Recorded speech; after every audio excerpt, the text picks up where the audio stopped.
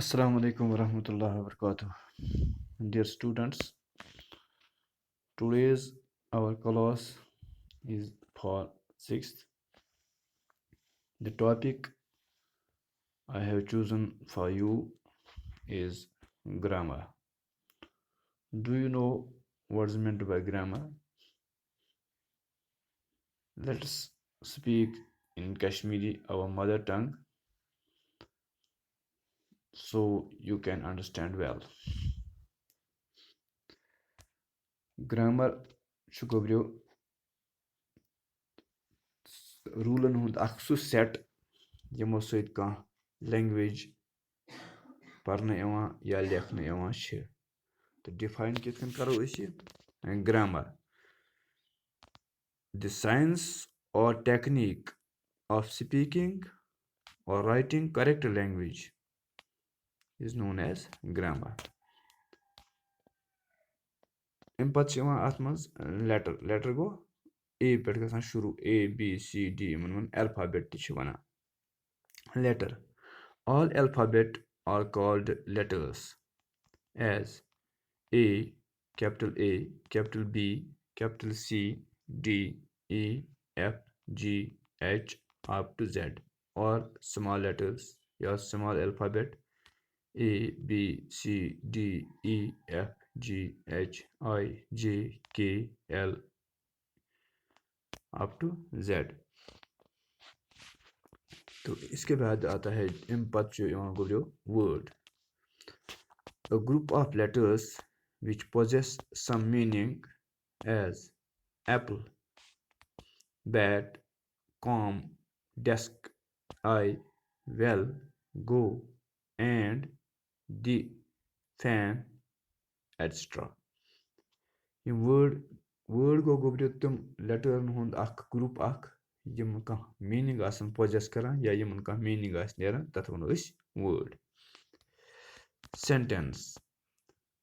A group of words so arranged to make a complete sense as go to well and fetch water. He is my brother. He is my brother.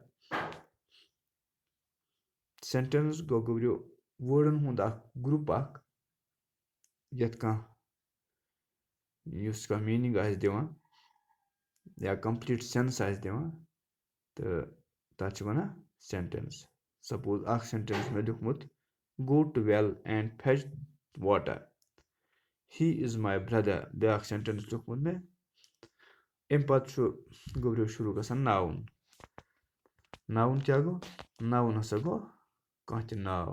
Noun is the naming word as sun, Adil, table, Aya, water, land, Vadipura, pencil, etc.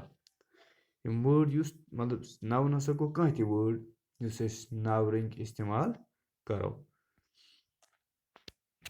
اَمہِ پتہٕ چھُ گوٚبرِو بیاکھ اَمہِ برونٛہہ کُن أسۍ پٔکمٕتۍ pronoun. Pronoun گوٚو a word which is used instead of noun as he, she, it, they, this, that, these, those, their, via, etc. Pronoun گوٚو سُہ word یُس أسۍ ناونٕچ جایہِ اِستعمال کرو تہٕ یِتھ کٔنۍ زن مےٚ لیٖکھمٕتۍ چھِ he, she. Suppose بہٕ لیکھٕ Rahim goes to school. He wears a simple dress. He ییٚتٮ۪تھ مےٚ لوگ رحیٖم یہِ جاے یہِ گوٚو he گوٚو pronoun. یِتھٕے کٔنۍ چھُ بیاکھ اَمہِ پتہٕ بیاکھ یِم گٔے parts of speech یِمن وَنان. بیاکھ چھُ verb. Verb is a word which shows action as walk, talk, laugh, speak, play, run, sweep, sleep, awake, stand, sit, etc. Verb گوٚو گوٚبرِو سُہ word یُس کانٛہہ ایکشن ہاوان آسہِ. سپوز مےٚ چھُ لیوٗکھمُت اَتھ منٛز walk. walk گوٚو پَکُن. یہِ چھُ کانٛہہ کٲم ظٲہِر کران تہٕ کامہِ چھِ وَنان انگریٖزی پٲٹھۍ verb.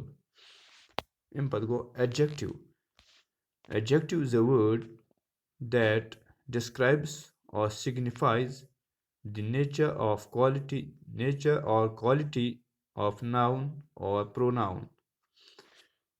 Adjective گوٚو سُہ word یُس ہسا qualify آسہِ کران یا signify آسہِ کران یا describe آسہِ کران noun یا pronoun as white, sweet, sour, pretty, hungry, black, wise, dull, cunning, etc.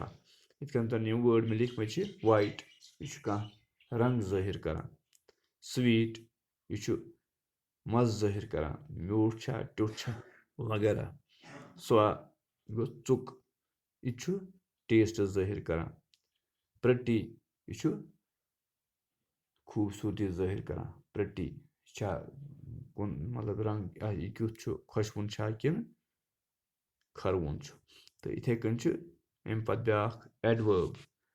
Adverb is a word which qualifies a verb or adjective in any form.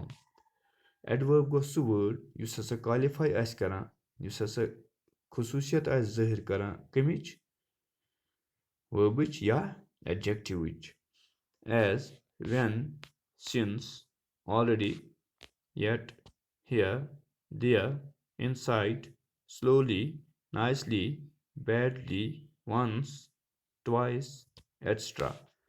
یِم سٲری چھِ adverb تہٕ یِتھ کٔنۍ گوٚو یہِ أزیُک سبق مُکمل یہِ اوس مےٚ تُہنٛزِ کِتابہِ مُطٲبِقٕے بنومُت شیٚیِمہِ جمٲژ ہٕنٛدۍ اِنٛگلِش کِتابہِ یُس زَن تۄہہِ ٹوٗلِپ سیٖریٖز چھِ تہٕ لہذا اَمہِ پَتہٕ بیٛاکھ سبق یُس آسہِ سُہ وٕچھو أسۍ کاینڈٕس آف سٮ۪نٹٮ۪نٕس یا کاینڈٕس آف ناوُن چھِ یا بٲقٕے چھِ یا باقٕے پاٹٕس آف سٕپیٖچ تہِ چھِ اَمہِ برونٛہہ کُن تہِ سپوز یہِ لیوٚکھ اَسہِ اٮ۪ڈوٲربٕس تانۍ اَمہِ پَتہٕ چھُ کنجَکشَن چھُ پرٛپوزِشَن چھُ یا اِنٹَرجَکشَن چھُ یِم چھِ تہٕ یِم تہِ کَرو ہَنہِ ہَنہِ ڈِسکرایب اِنشاء اللہ تہٕ بِہِو خۄدایَس حوالہٕ اَسَلامُ علیکُم